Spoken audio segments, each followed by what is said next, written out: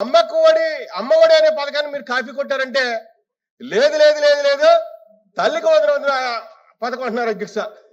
సరే తల్లికి వందనం పథకం అని మేము ఒప్పుకుంటుంటే మరి కోతలు ఎందుకు పెట్టారంటుంటే అధ్యక్ష లేదు లేదు మీరు పెట్టిన షరతులే మేము తీసుకొచ్చామని చెప్తున్నారు అధ్యక్ష. అంటే నారా లోకేష్ గారి మధ్యలోంచి వచ్చినటువంటి తల్లికి వందనం పథకం మేము పెట్టిన షరతులు పెట్టడం ఏంటి అధ్యక్ష? ఒకసారి అర్థం చేసుకోండి అధ్యక్ష. తల్లికి వందనం పథకం నారా లోకేష్ గారి మధ్యలోంచి వచ్చిందని చంద్రబాబు నాయుడు గారు చెప్పారు. చంద్రబాబు నాయుడు గారు చెప్పినటువంటి తల్లికి వందనం పథకం షరతులు ఏంటని అడుగుతుంటే మీరు ఆ టైంలో పెట్టుకునేటువంటి షరతులు కాబట్టి మేము పెట్టామంటున్నారు అధ్యక్ష. ఇదెక్కడ న్యాయం అధ్యక్ష? ఒకసారి అర్థం చేసుకోండి అధ్యక్ష. ఈ రోజు ఈ రాష్ట్రానికి సంపద తీసుకొస్తామని చెప్పారు అధ్యక్ష చంద్రబాబు నాయుడు గారు. సంపద తీసుకొస్తాం, ఆస్తులు పెంచుతాం, ఈ రాష్ట్రాన్ని బాగు చేస్తామని చెప్పారు అధ్యక్ష. చాలా సంతోషం, మేమందరూ కూడా నమ్మేం అధ్యక్ష. తీరా సూపర్ 6 పథకం వర్తింపు చేయమంటుంటే సభలో చూస్తుంటే భయవేస్తుందని చెప్తున్నారు అధ్యక్ష. అన్నారా లేదా అధ్యక్ష చంద్రబాబు నాయుడు గారు? సరే ఏమైనప్పటికీ మరి సంపద అంటే ఏంటి అధ్యక్ష? ఒక సర్పంచ్ ఉంటారు అధ్యక్ష ఒక పంచాయతీలో. ఆ పంచాయతీ సర్పంచ్ ఒక పంచాయతీ భవనాన్ని నిర్మిస్తే అది సంపద అధ్యక్ష. అది ఆ గ్రామానికి సంపద అధ్యక్ష. ఈ రాష్ట్రంలో జగన్మోహన్ రెడ్డి గారు ఆర్బిక కేంద్రాలు నిర్మించారు, సచివాలయాలు నిర్మించారు. తీరా 17 మెడికల్ కాలేజీలు తీసుకొస్తే అది పీపీ విధానం ద్వారా మీరు ప్రైవేటు వ్యక్తులకి కట్టబెడుతున్నారు అధ్యక్ష. అది సంపద కదా అధ్యక్ష? అది సంపద అవదా అధ్యక్ష? మీరు జగన్మోహన్ రెడ్డి గారు తీసుకొచ్చిన సంపదని ఏ విధంగా మీరు ప్రైవేటు వ్యక్తులకు కట్టబెడతారు అధ్యక్ష? ఒకసారి చెప్పండి అధ్యక్ష. ఏదైనా సంపాదించ మరి వీర్రాజు గారు బీజేపీ ప్రభుత్వం గురించి చెప్తున్నారు అధ్యక్ష. చాలా సంతోషం అధ్యక్ష. మరి నారా చంద్రబాబు నాయుడు గారు మాట్లాడితే 40 సంవత్సరాలు ఇండస్ట్రీ అంటారు అధ్యక్ష. 3 సార్లు ముఖ్యమంత్రి చేశారు అంటారు అధ్యక్ష. హైటెక్ సిటీని నేనే తీసుకొచ్చానంటారు అధ్యక్ష. ఔటర్ రింగ్ రోడ్ను కూడా నేనే తీసుకొచ్చానంటారు అధ్యక్ష. మరి ఈ సందర్భంలో పోలవరం ప్రాజెక్టు కూడా తీసుకొచ్చానని చెప్తున్నారు అధ్యక్ష. పోలవరం సృష్టికర్తే చంద్రబాబు నాయుడు గారు అని చెప్తారు అధ్యక్ష. మరి అమరావతికి 30,000 ఎకరాల భూమి తీసుకున్నప్పుడు మీరు ఒక ఇటుకైనా వేశారు అధ్యక్ష. ఇంత అనుభవం ఉన్నటువంటి చంద్రబాబు నాయుడు గారు ఈ పోలవరం ఈ అమరావతిలో ఒక్క ఇటుకైనా నిర్మాణం చేశారని చెప్పేసి నేను ఈ సందర్భంగా అడుగుతున్నాను అధ్యక్ష.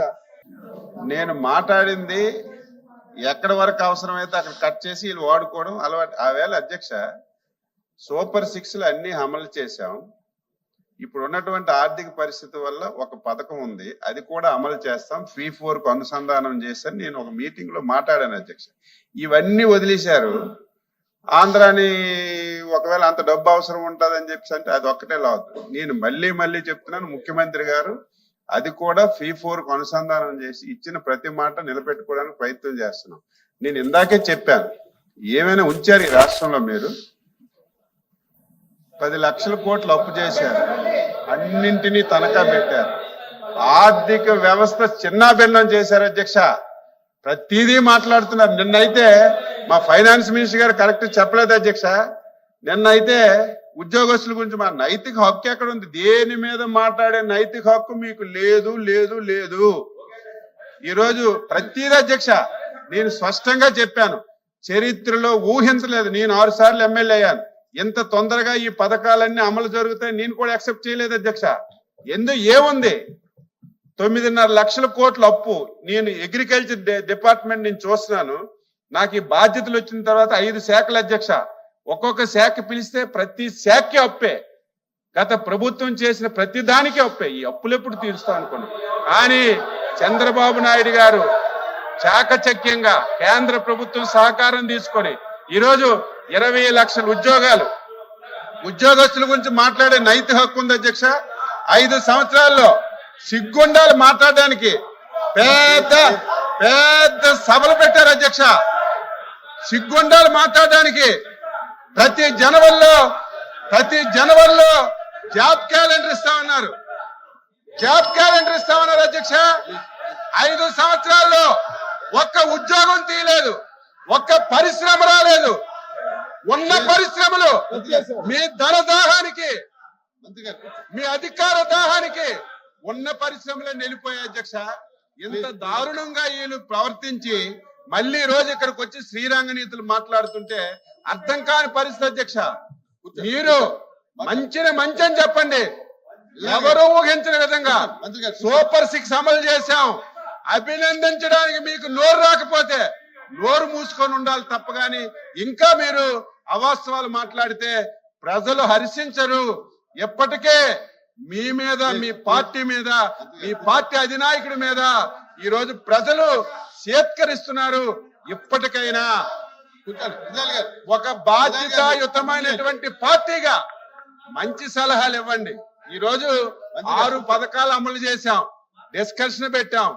అయ్యా మంత్రి గారు, ఈ పథకం అమలు చేశారు, బాగుంది, ఇక్కడ ఈ ప్రాబ్లం ఉంది, ఇంక వీళ్ళకి అందలేదు, ఈ సమస్య ఉంది, ఈ సమస్యని మీరు అధిగమించండి అంటే వెల్కమ్ తీసుకుంటాం. కానీ పథకాలే అమలు చేయలేదు, కార్యక్రమాలే ఇవ్వలేదు అని చెప్పి దుర్మార్గంగా మాట్లాడుతుంటే చాలా బాధ కలుగుతుంది అధ్యక్ష.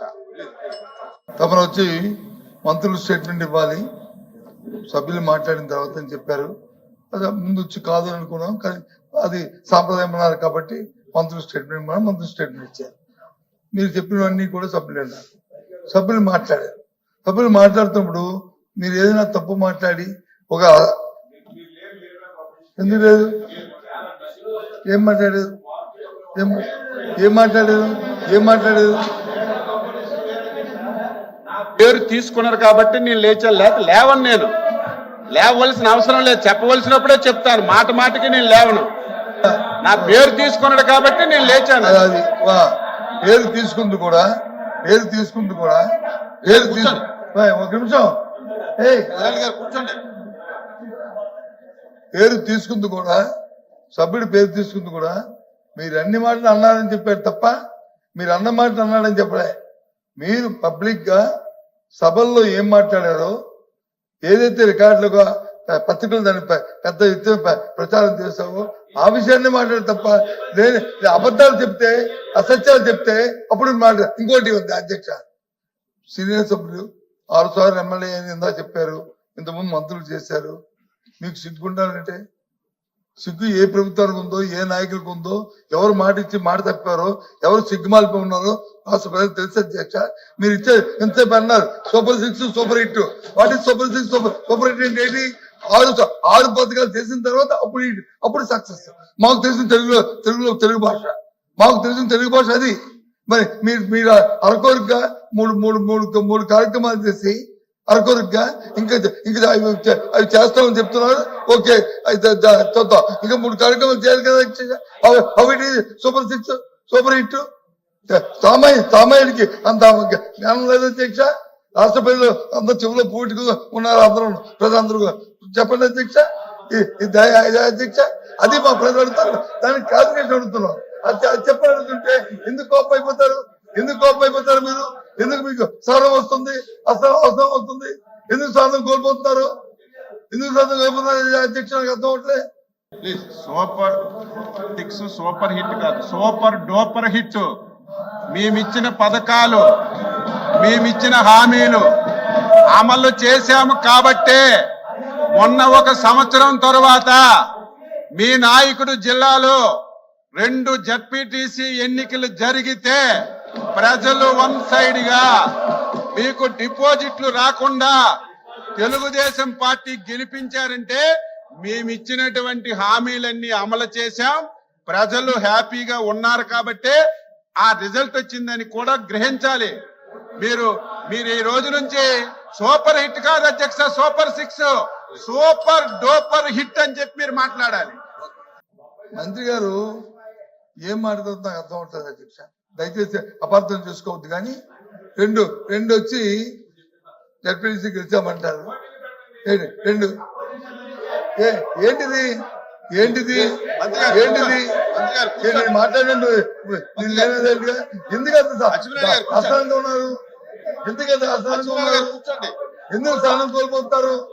ఎందుకు వాస్తవాన్ని జీర్ణించుకోలేకపోతారు? ఏంటంటే అధ్యక్ష, ఎన్నికల్లో వచ్చినప్పుడు మీ నాయకుడు కుప్పం మున్సిపాలిటీ కూడా మేము గెలిచాం, జ్ఞాపకం తెచ్చుకోండి. కుప్పం మున్సిపాలిటీ కూడా మేము గెలిచాం, జ్ఞాపకం తెచ్చుకోండి, మర్చిపోకండి. కుప్పం మున్సిపాలిటీ కూడా మేము గెలిచాం. జ్ఞాపకం తెచ్చుకోండి. అప్పుడు మీ నాయకుడు అక్కడ ఎమ్మెల్యే, చంద్రబాబు నాయుడు గారే ఎమ్మెల్యే, అది కూడా మేము గెలిచాం. కాబట్టి ఎప్పుడు అడగండి, వెళ్ళి ఇలా ఆఫీసర్కి వెళ్ళి తీయండి రికార్డు. ఏంటి ఇది కాదు అధ్యక్ష, ఈ విషయం కాదు. నాయుడు గారు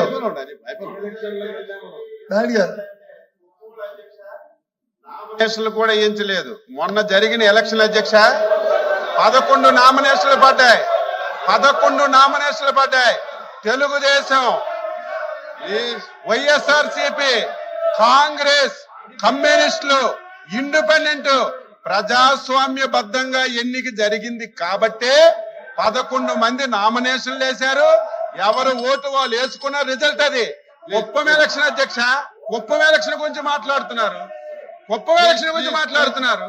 ఆ రోజు ప్రజాస్వామ్యం లేదు, నామినేషన్ వేసే అవకాశం లేదు. నామినేషన్ వేస్తే మధ్యలో పేజీలు కూడా చింపి వ్యవహరించి ఈ రోజు దాని గురించి మాట్లాడుతుంటే అర్థం పర్థం లేకుండా ఈ రోజు ఇష్టం వచ్చినట్టుగా మాట్లాడుతుంటే ఊరికిండే ప్రశ్న లేదు. మాకివ్వండి, వాస్తవాలు చెప్తాం. కూర్చోండి. ఆ రోజు మీరు ఏ పార్టీకైనా నామినేషన్ వేయించారా? ఎవరైనా నామినేషన్ వేయడానికి రావడానికి ధైర్యం చేశారా? మొన్న అధ్యక్ష ప్రజాస్వామ్యబద్ధంగా అన్ని పార్టీలు, కాంగ్రెస్ వేశారు, వైసీపీ వేసింది, కమ్యూనిస్ట్ పార్టీలు వేశారు, ఇండిపెండెంట్లు వేశారు, సామాన్య పౌరుడు వేశాడు. అప్పుడు ఎన్నిక ప్రజాస్వామ్యబద్ధంగా జరిగింది. మీరు ఎప్పుడైనా మీ 5 సంవత్సరాల్లో ఏ ఎలక్షన్ అయినా ప్రజాస్వామ్యబద్ధంగా ఎక్కడైనా జరిపిస్తే దాన్ని మీరు ఉదాహరణగా మాట్లాడితే స్వీకరిస్తాం.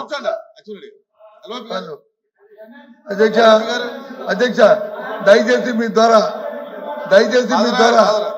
మంత్రులకి రిక్వెస్ట్ చేస్తున్నాం. మీ ద్వారా మాకు అభ్యంతరం లేదు, మీరు ఏం మాట్లాడుకున్నా మాకు అభ్యంతరం లేదు. కానీ సమయం పాటించి సభ్యులు చెప్తుంది వినిన తర్వాత మీరు మాట్లాడండి, మాకు అభ్యంతరం లేదు.